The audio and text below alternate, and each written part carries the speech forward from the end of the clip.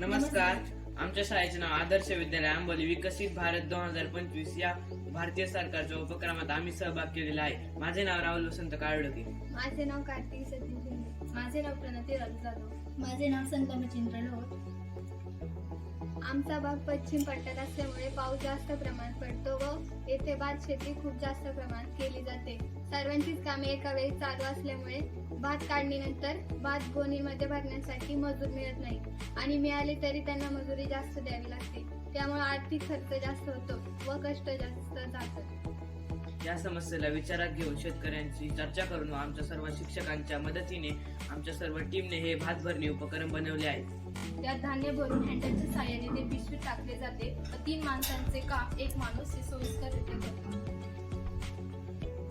या यंत्राचे फायदे म्हणजेच आपण कमीत कमी श्रमात आणि कमीत वेळेत जास्तीत जास्त धान्याच्या गोण्या भरू शकतो आणि हे यंत्र हाताळण्यास अगदी सोपं व सोयीस्कर आहे व हे यंत्र वापरल्यामुळे शारीरिक त्रास कमी होतो आणि हे यंत्राचा वापर फक्त धान्य भरण्यासाठी नाही तर माती, वाळू किंवा इतर गोष्टींसाठी सुद्धा होतो आणि हे यंत्र 3 व्यक्तींचे काम एकच व्यक्ती सहजपणे करू शकतो.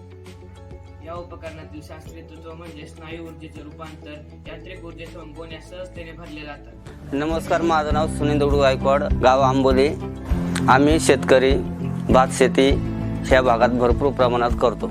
भात काढल्यानंतर गोणीमध्ये भरण्यासाठी आम्हाला मजुराची जास्त आवश्यकता लागते. सर्वांची भात काढणी चालू असल्यामुळे आम्हाला मजूर कामासाठी मिळत नाही. शाळेतील मुलांनी हे उपकरण बनवलं हे आमच्या शेतकऱ्यांसाठी कामासाठी उपयोगी आहे. त्यामुळे आमचे काय होते, मजुरी वाचते आणि आमची 2 पैशाची बचत